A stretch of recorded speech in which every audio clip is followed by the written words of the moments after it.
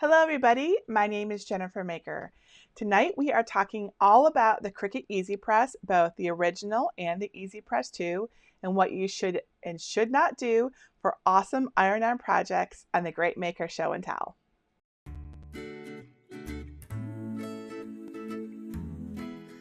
So tonight is all about the EasyPress, and I want to look at both the original EasyPress that came out, a couple of years ago, as well as the EasyPress 2 that came out last year. And I actually have I have both of them, and I even have all of the sizes. So we can definitely look at them and see how they work, and I can give you all of my tips and tricks for using them. I'm going to show you some projects that I've made with them. We're going to do some projects, and I'm going to go through a whole long list of things to be careful of so that you don't have problems when you're using your EasyPress. So let's just head right on over to my workspace, and we're going to start talking about the EasyPress. All right, so here we go.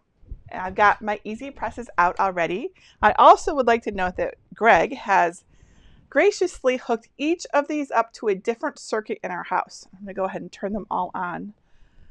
So now we know they all are able to draw the proper amount of power to use them, because I don't think many people would be using 3 at once. I guess you never know, right? So this is the very first one I got. This is the original EasyPress, and I think it originally came in blue, like sky blue, and then they came out with some other colors. This is the lilac. No, this is the wisteria one, and I got this for Mother's Day from Greg last May. And so this is the original EasyPress, and it's the 9" by 9" one. And then last December I got this cute little mini, which is 6" by 7", and this is the EasyPress 2. This is the EasyPress 2. And then just a month ago, when Fusible ink came out, I knew I needed a big EasyPress, so I got the biggest EasyPress 2, and this is 12 by 10, and this is the mint one. And they're all awesome. I have used all of them, and often the reason why I pick them is their size. So let's start with that. In fact, you hear them beeping, and I'll explain that in a minute. So it's important that you don't use the wrong size EasyPress whenever possible. If you have one size, you only can use one size. But whenever possible, like if you have more than one, you want to use the right size. And so a heat plate that is too large, like this one, can interfere with seams or zippers. Like if you have just a baby bodysuit and you're using the big one, it's going to straddle both of the seams, right? Because it's a very small garment. And it might be difficult to really press down on the material like you want it to.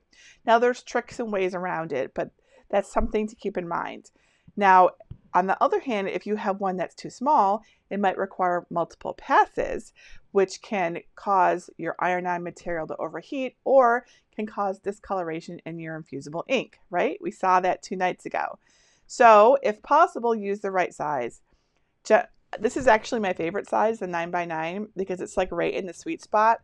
But for doing any large images for infusible ink, that's why I got the big one. So if you can only get one, I would get the big one and then use the tricks that I'll tell you in this video on what you can do about the seam issues and stuff like that. All right, so now let's talk about EasyPress 1, the original. And I'll pull this forward a little bit so you can see the plate on it, versus the EasyPress 2, which is this one right here. Gotta be careful because this plastic does heat up just a little bit. We don't want any burning. All right.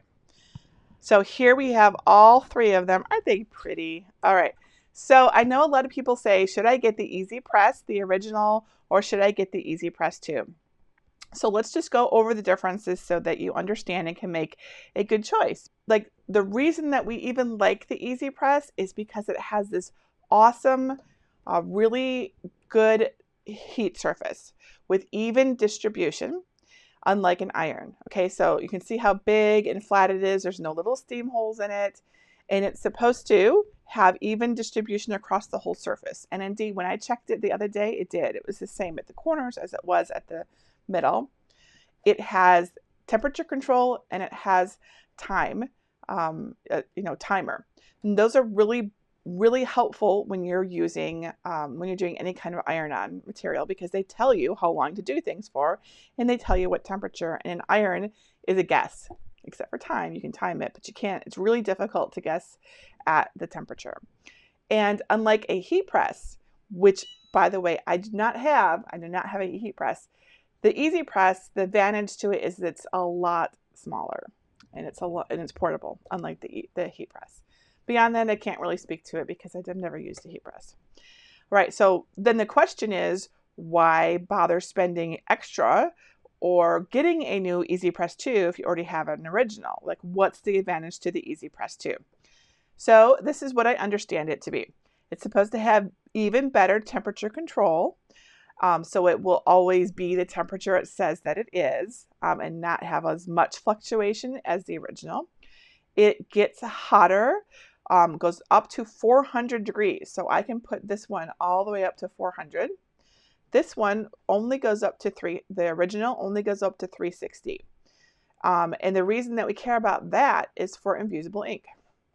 So because some of the projects for infusible ink want us to go up to like 385 or 400 degrees. The EasyPress 2 warms up 25% faster. Its base, the surface here, they improved the ceramic coated surface for even better heat distribution. Of course, also the EasyPress 2 comes in 3 sizes. It comes in the 6x7, it comes in the 9x9, so it comes in the same size as the original, and it comes in the 12x10. And the EasyPress 2 also remembers the time and temperature when you turn it back on. So if you turn it off, it has like a little memory set, and it has the ability to get USB updates in the future. I don't know if anyone's ever noticed this, but in the back there, see this little port here? This is actually a USB, looks like a lightning cable, or whatever USB-C, I don't even know. But this will allow us to get updates in the future when Cricut has them. I don't know exactly what that means. I just know that it can do that. The original does not have that. No USB. So these are upgradable, presumably, and the original one is not. But that said, I still like the original, and I still use it for projects. I tend not to use it as much for my infusible ink projects because these get hotter, but I've still used this one. You've seen me use this. I used it, I think, on the blank that we did, the blanks video. I think I was using this one. I don't remember for sure. So, all right, so that's the difference, because I know everyone asks me which one they should get and which one I think is better. And I think that if you could only get one, you would want to get the big EasyPress 2, because then you're not limited by size or temperature. You've got all the options. Okay, so then let's talk about actually pressing with it. I'm going to move these back so we have more space. All right, so first of all, always be careful and safe. This big plastic base that comes with these, this is to protect you and your surface. Always use it. Don't ever just set your EasyPress down like on a surface the way you might, whatever. Always be careful. It's really, really hot. You don't want to burn yourself. So always be careful with that. The next thing that is, I think, very important for success is do not use an ironing board. So I actually have my mini ironing board right here. I know that it's very tempting because this is often a great surface. It's waist height. It seems stable enough. Don't use it. The reason they don't want us to use the ironing board is because the legs on the bottom mean that it's not going to have as firm of a surface. Okay, and the padding here is often not an even padding, right? It's just like a kind of cheap foam, and those, like the big ones that fold down, they often have little holes in the metal of the ironing board that will actually show through on your shirt. So it's not a good enough pressing surface. So what I used for a long time besides my ironing board was a cutting board, a wooden cutting board. I don't know what happened to it. I had it in my room. I was going to show it to you, but it's just a big wooden board. It was nice and strong and firm, and I could put it anywhere in my room where, I had a surface, and it did a great job. But what I think works even better, of course, is the EasyPress pressing mats, which I have here. And they come in 3 different sizes, and I have all 3 because I find them useful. This is the big size, 16 by 20, I think. And then the 12 by 12, which is probably the most useful if you can only get one. And then the little 10 by 9, 8 by 10, 8 by 10. And I like all 3 of them because they are helpful when we're dealing with things like seams. So just like I mentioned earlier, that the big EasyPress can be an issue when you've got seams, because then it's like kind of on the seam and it's not contacting the surface the way that it ought to. We can take one of these pressing mats and we can put it inside the shirt or inside the bag and lift up the center part where it matters, and it makes a huge difference. But if you don't have an EasyPress mat, oops. By the way, here's a tip. So right now this EasyPress is beeping, and it means it's about to turn off. It'll turn off after 10 minutes of inactivity. If you just press that power button again, that's your signal to it that you want it to stay on and keep heating because you're still using it. So presumably these will all do that in a second. So yes, if you do not have an EasyPress press mat, you can use a folded towel. So if you're doing really, well, I would probably say any project. So you just want it to be as flat as you can get it, right? And they say not to use it for infusible ink, but we did try it the other day and it was fine. I think what's really going to matter is that you're not getting close to the edges, because where it folds, it gets thicker, right? So you need to like keep your image here and make sure your EasyPress is right in the center and not bridging the edges, because that's where we're going to have a problem. But if you can get like the small one and put it like right here, like I think that would be just fine. So that's what I think about that. Okay, let's see. So other things to be careful of. Don't start using it until, well, first of all, make sure that you turn it on when you're ready to use it. That might seem like a no-brainer, but don't forget to actually put your settings in. Now, people often ask what settings they should use. You do not have to guess at settings. I am going to switch over to my computer. And here we have the really awesome, recently updated Cricut EasyPress Heat Transfer Guide. Make this a little bit bigger so we can see all of it. I love it, this thing. It's just so easy to use. So right at the top, you just choose whether you're using the EasyPress 2 or the original. That's the original color there. And if you're not sure which one you have, there's a little link here and it explains for you. But hopefully if you just watch my video, then you know which one you have. And then you're able to choose what you're going to do. Let's say you want to do glitter, and we want to put it onto a cotton bag.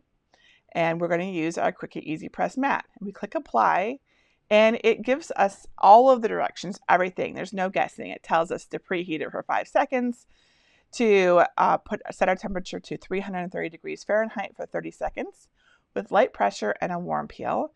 And it tells us we're going to need our mat, our EasyPress, our iron-on design, and our cotton that we pre-washed. And then it tells us exactly what to do step by step, right? So it tells us to put the design face down, everything. Everything is here, so you don't have to commit it all to memory. And I think that this is really useful. And also instead of guessing and getting it wrong. So definitely check this.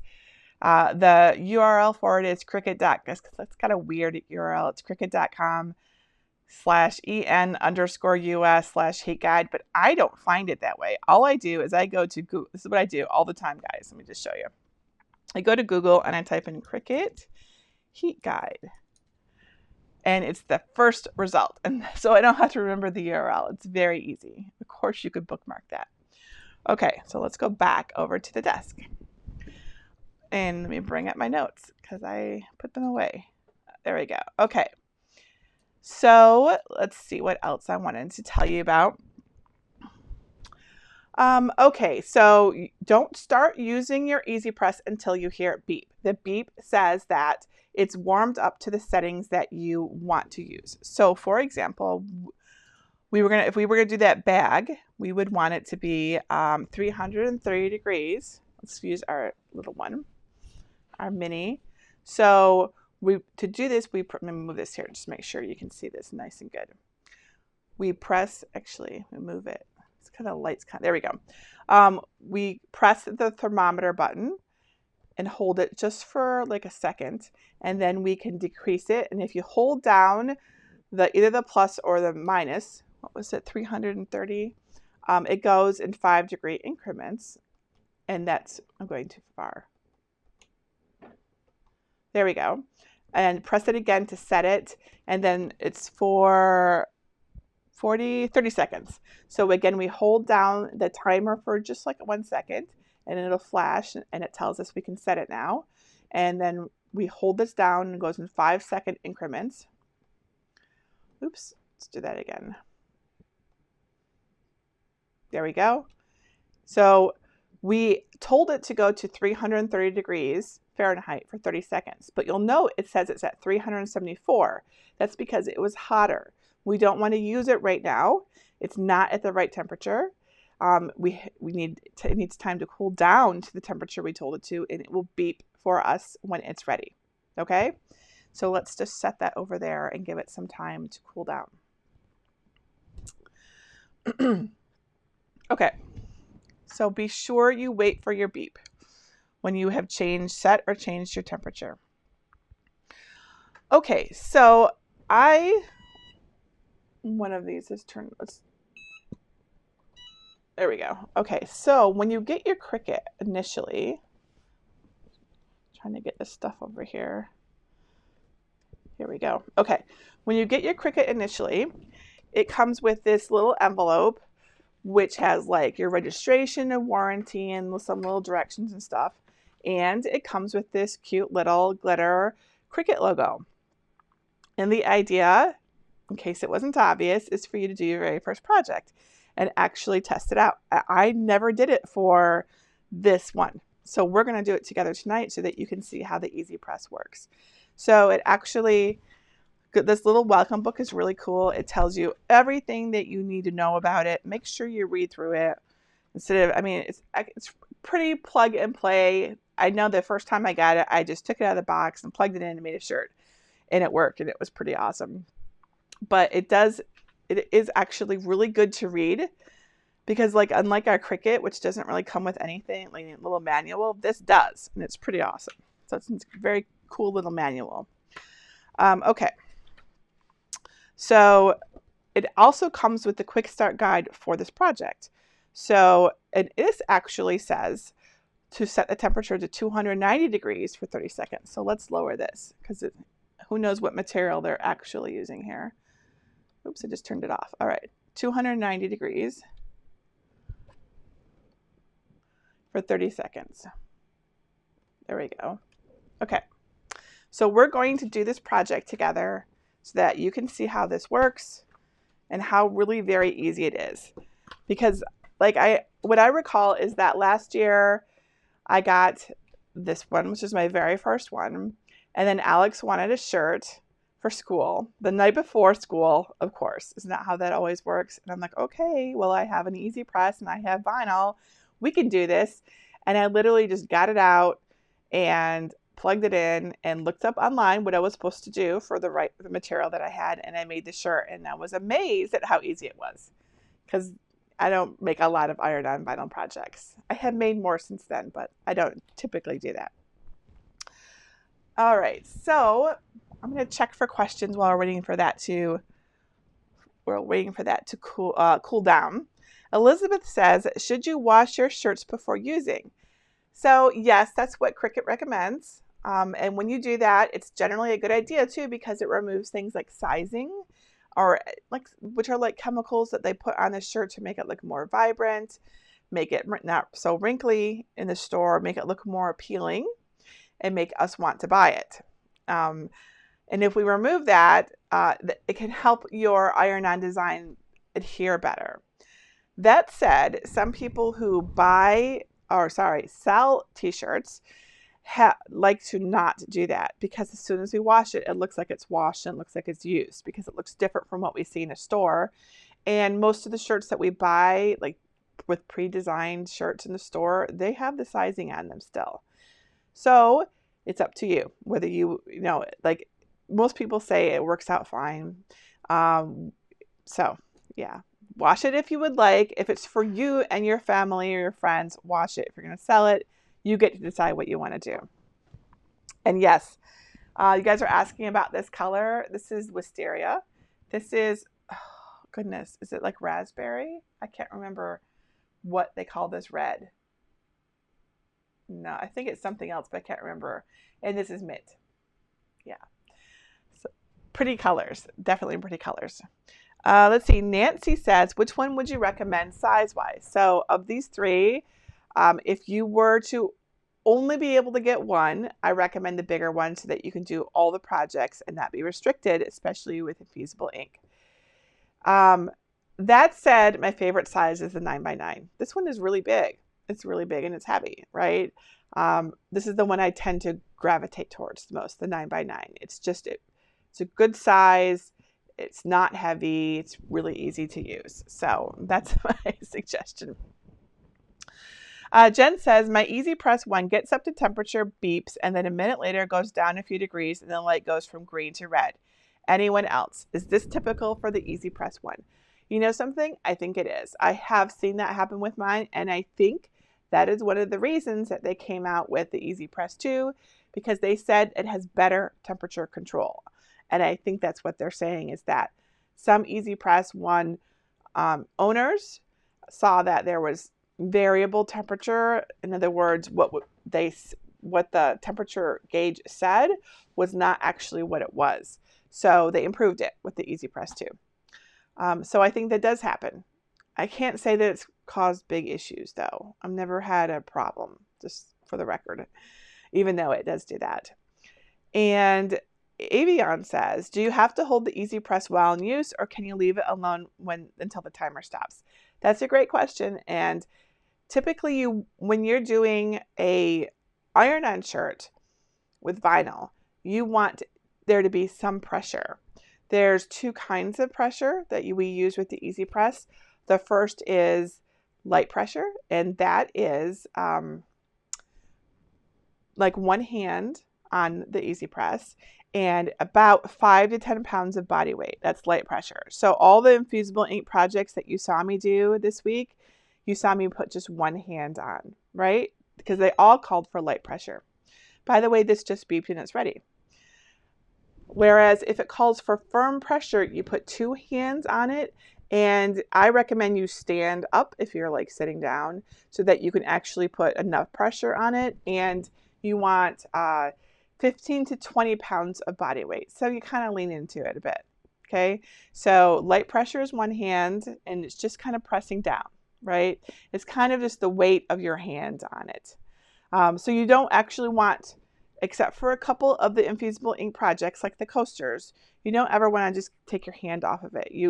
That pressure is important for doing a good iron-on vinyl project. And most of the infusible ink projects too, they call for light pressure as well.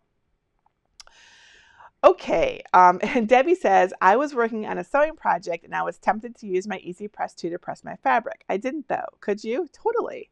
Of course you could. It would make a great iron. It's nice and big and flat. Yeah, go for it. I've done it before. I see no reason that you couldn't do that. You're just going to want to go online and make sure that you know what the right temperature setting is for cotton or polyester or whatever, and then make sure that you set that temperature on your Cricut EasyPress. So you don't want to be burning your polyesters or whatever because it's too high or whatever, right? You just don't want to burn your material. All right, so this is ready. So I want to go ahead and do this with you so that you can watch me do an actual project tonight. We'll do more if there's time. Okay, so now the bag, we should always, okay, you want to preheat your material. So don't skip the preheating part. The reason why we preheat our material is because it removes moisture.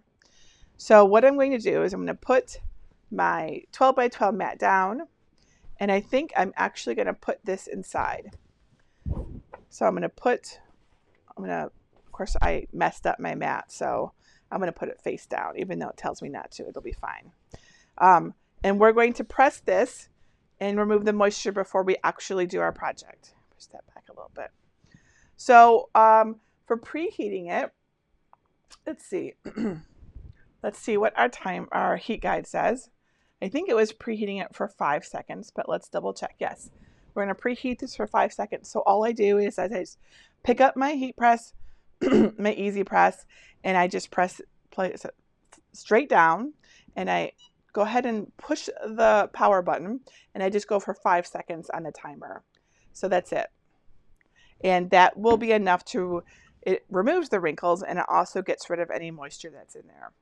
All right, so the next thing that you want to be really careful of is, and I'm double checking that I'm doing it. So it reminds us to make sure that we're using a firm and flat surface, which we are because we've got our presses and we're on a flat surface. We want to make sure you avoid ironing boards, which I've already reminded you to do.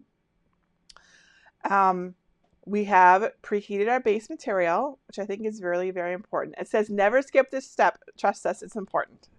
And I think that when it comes to t-shirts and stuff, it really is. I think especially for iron-on vinyl. Let's see which one's beeping. This one. All right, so the next thing we want to be really careful of is the positioning of our project. It's really important when we put this down that we put it down the right way. So this is easy because we know what to see with the little antenna, but not all projects are going to be mirrored like this, because they look the same both ways. So it's very important that you put your vinyl side down on your mat and your carrier side is up. Our carrier side is the shiniest side. And if you're using like the Sport Flex, which we talked about last night, which is the same on both sides, but you can definitely see which one is shinier, right? This one is pretty matte. It's maybe got a little bit of shine, but this is the carrier side and this is the vinyl side. So it's important that your vinyl side be touching your material. Otherwise, what's going to happen? What's going to happen if you did it like this or like this and pressed your EasyPress down is it would attach itself to the bottom of your EasyPress plate and not your material, and it would be really sad.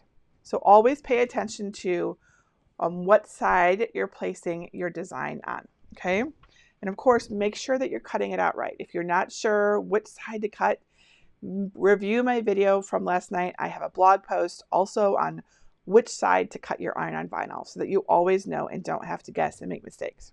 All right, so we have our project right here. All right, so we've positioned it in the center of our bag, and it reminds us to put the shiny side clear liner up, and then we're going to put the EasyPress right on top of it. We're not going to move it once it's on top, and we're going to remember to press the power button. It's easy to forget in the beginning when you're new or you haven't used it for a while.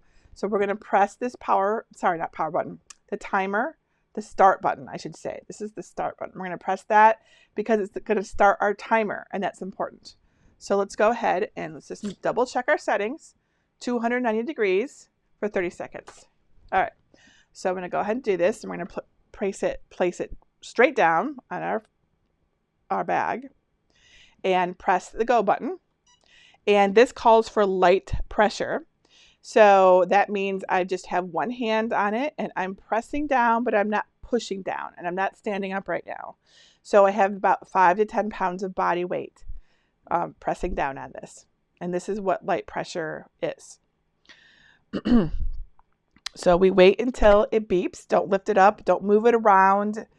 Nothing like that. Just want to keep it in position until it's finished. There we go. Also, I want to note that I did not use anything between the EasyPress and my design.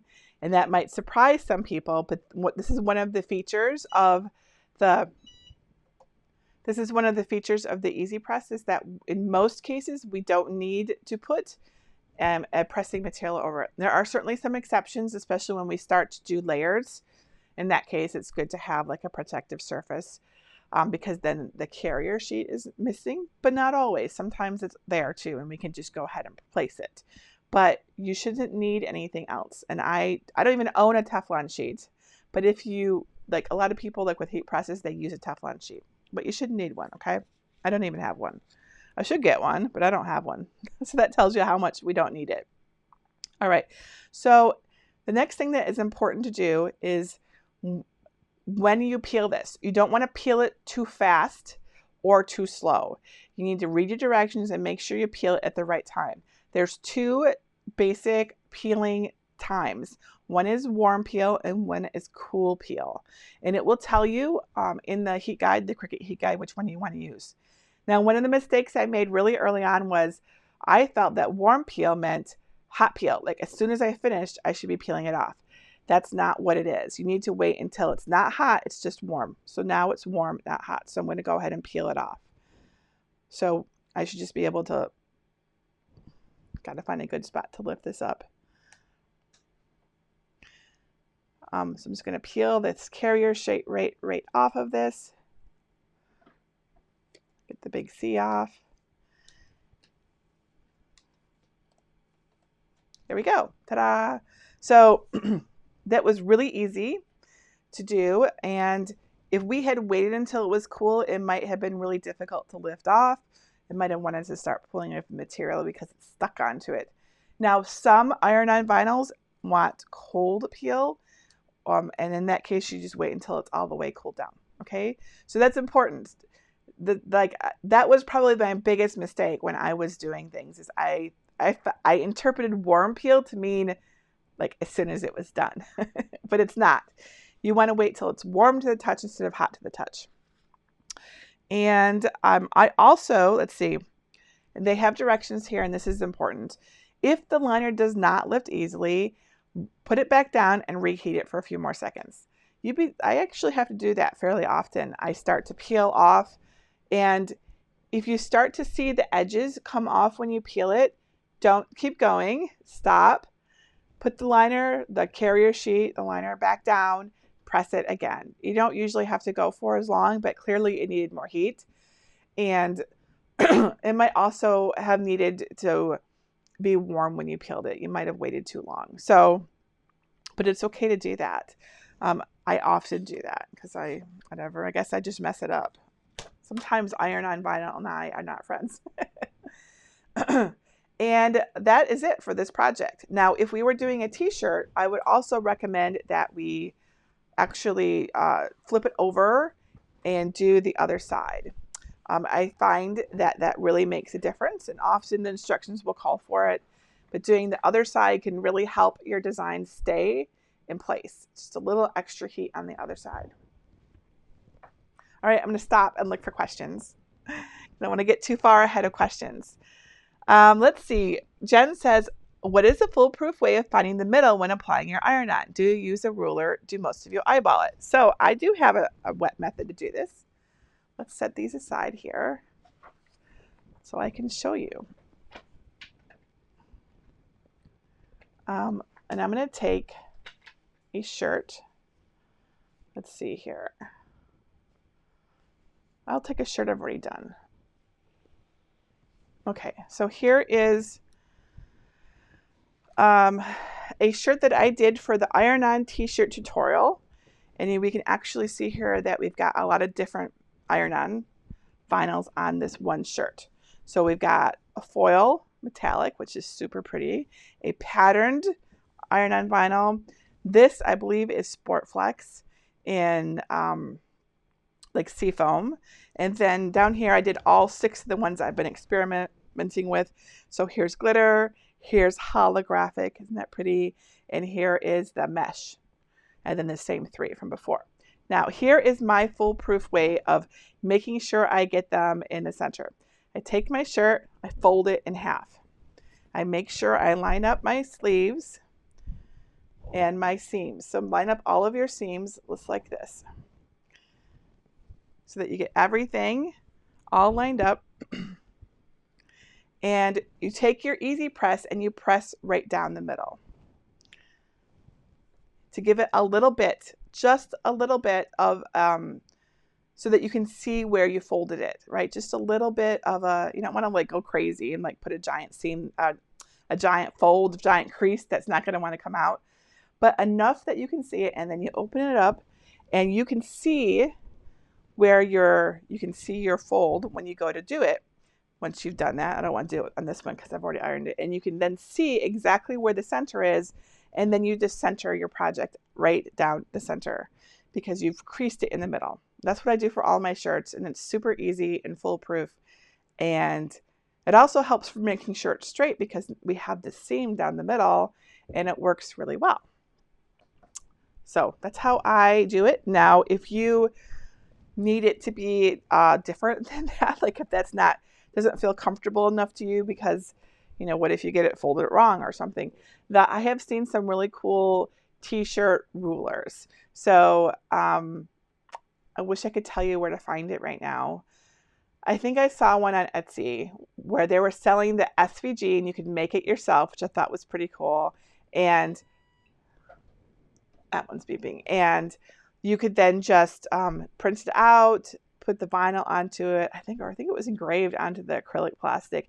And then you can use the shirt to actually decide where the center is, how far down to go. It gave a lot of guides and it was very helpful. So that's something that you can look into if you're struggling with this, but just folding it in half is really so simple. It's really so easy. Okay, and Eva says, what happens if I overheat the vinyl and you can see the fabric fibers? Does that mean it won't last? Nope, that sounds just fine to me. So when you can see the fibers through trying to see if we can see in any of these.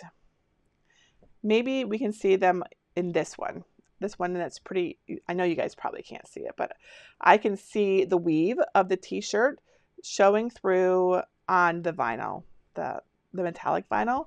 So this is fine. It's telling us that it's adhered really well. It's not an issue at all.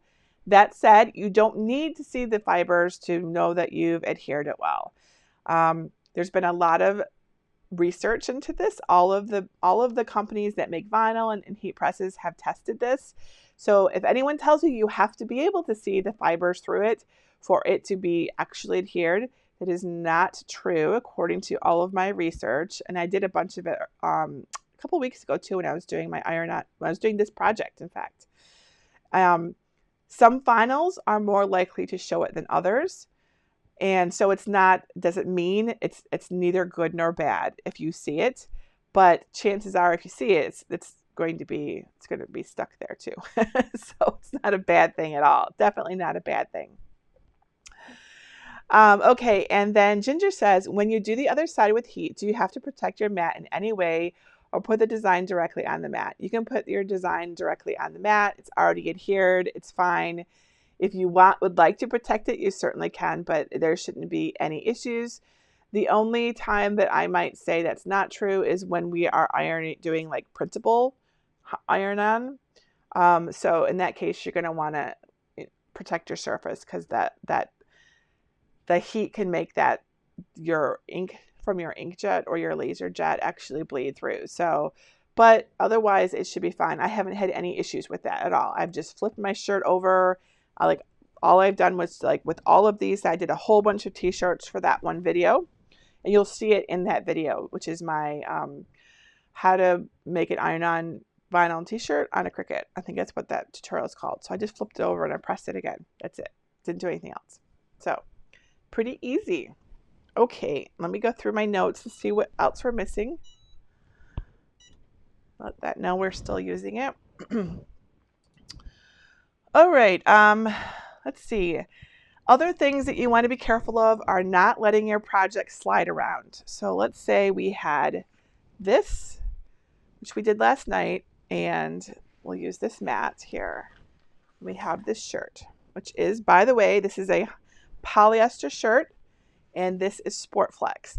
And that's important because Sport Flex goes onto stretchy materials like polyester and spandex, not on cotton. Okay, I did talk about that last night, but just a reminder.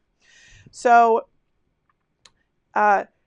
sometimes when we do our projects, the carrier sheet is not as sticky as we want. In this case, it's quite sticky and it's not going to move around. It's not going to slide around it. The material is sliding, but not like this is actually like, see, it's stuck on there, right? But sometimes it's not. Sometimes we had to trim it so close. There's not enough of the carrier sheet left. Sometimes it's just tiny. And in that case, you could use some of the heat transfer, the heat resistant tape that they make for the infusible ink stuff, or you can also buy it online, right? So it doesn't have to be Cricut brand. To just kind of tape it down in the corner so it doesn't move around on you. And this is particularly important when you're doing like layered vinyl. I have a tutorial for that. I did a whole layered tote bag. I should have brought that out to show you. I'm trying to think where it is. I don't know. I don't know where it is right now. It's really cool though. And there's a tutorial on that. And in that case, it was tricky because the pieces were cut pretty small. So don't let it slide around on you, because when you go to press it, it might kind of move a little bit. So that's important to do. And let's see. Remember that you cannot iron on over anything glitter vinyl. So you can do a lot of layering. You can, do quite a few layers. Like typically they say like 3 to 5 depending on your vinyl. What you don't want to do is layer vinyl over glitter vinyl. It might work if you're lucky, but it's probably not going to stay put, even if it works. And chances are it won't work at all. Glitter vinyl is just not a smooth enough surface for the iron-on vinyl to like adhere to. So just keep that in mind when you're designing your project. If you're going to have glitter, it needs to be the top layer, not the bottom layer. And let's see if I had any other notes. I think that's it. Okay, so let me answer any more questions that you guys have. Nichelle says, are you able to pick up the vinyl and move it around before heat setting, or does it affect the way it transfers? Yeah, so I think that so right now it has not been, I know you guys can't see this, but in fact, I'll just switch over to it. So right now, this project hasn't been pressed. It's just kind of like, and it's not a problem for me to pick it up. Like if I decide that I did not center that, it's not in the right spot, I can pick it up and reposition it again. That's not a problem. It's not going to hurt it. It should be just fine. Unless you're getting it all dirty and dusty on the other side, which you're probably not. It's going to be okay. Celia says, I have done an iron-on t-shirt, but after a few washes, it's coming off. Can I re-iron it? So this is the biggest issue that I hear people talk about, is that they made a project and they're washing it and it's starting to come off. So it's really important. There's so many factors that could go into why that's happening. One is, did you follow the directions when you made it? Are you putting the right vinyl on the right kind of shirt? Remember, Sport Flex doesn't go on cotton. The regular iron-on doesn't really like to go onto like a spandex, because when it stretches, it can crack or just start to pull apart. So it's important that you're using the right material with the right vinyl and following all the instructions, pressing long enough, pressing with the right pressure, and peeling it at the right time, and all the preheating and the heating of the back, all of it. And then when you wash it, you have to make sure that you're turning it inside out and you're washing it. Let's just double check what they say again. You have to wait 24 hours before you wash it. You need to turn it inside out when you wash it. You need to wash and yeah, it's okay. It just needs to be inside out. It doesn't say anything about like the temperature or anything. And it says not to bleach it. So that's true for vinyl. And then for infusible ink, which I know you're not asking about, no dryer sheets, and you have to use mild detergent, which is just generally a good idea anyways. Now, as for whether you can re-iron it, it doesn't hurt to try, but it's possible that if it's been lifting up and you've washed it since it's done that some of the adhesive on the back might have been damaged or even washed away. So, I don't know if that'll work or not. I'm going to turn these off. It's also getting really hot in here. So it's worth a try. It's not going to hurt anything to repress it. So go ahead and try it. In this case, since you're pressing right on the iron, you put down a piece of butcher paper or a Teflon sheet to protect your iron-on design from your iron, because there's no carrier sheet, right? Or flip it over, and generally you want to heat things from the other side anyways. Like whenever you iron an iron-on design, like a t-shirt with an iron-on design on it, you turn it inside out when you iron it, so that you're not re-ironing the vinyl and then having it, because it will actually come off if you do that. That's how you remove mistakes. Is when you accidentally have a little bit of vinyl somewhere, you can reheat it and pull off that bit with some tweezers. So flip it over, don't put your iron right onto the vinyl itself when you try to re-iron it. See, Joanne says, what do you like better? For pressing vinyl, or what do you like better for heat pressing, vinyl or the infusible ink? Definitely the infusible ink. It's a lot easier because I don't have to worry about it sticking to the shirt. The ink infuses into the shirt. I don't have to worry about when I pull that carrier sheet back, is it actually going to stick, or do I have to press it again? I don't have to worry at all about it when I throw it into the washing machine. So I prefer, at this point, having used both, I prefer infusible ink. That said, vinyl and infusible ink each have their place. They're not interchangeable. We use them for different reasons, for different things. So if I wanted a dark shirt, I'm going to want to use vinyl. Even with the glitter trick, I'm going to want to use vinyl. Suzanne says, what's for supper tonight? We're going to order in tonight, and I think we're going to get not pokeballs, poke bowls, Hawaiian poke bowls, which is like rice and like a Asian meat and veggies and stuff like that. We really like those because it's Friday night, right? And Edith says, mine says to wash in cool water. And I think that's a good idea. I think that if you are blessed to have a washer or dryer that gets super hot, I feel like that could damage it. I'm looking right now at the instructions for this, the heat guide, and it doesn't say cool water, but that's just what I would want to do with any project like this. I would want to treat it carefully because I put a bunch of time into it. Oh, here's a question from Julia.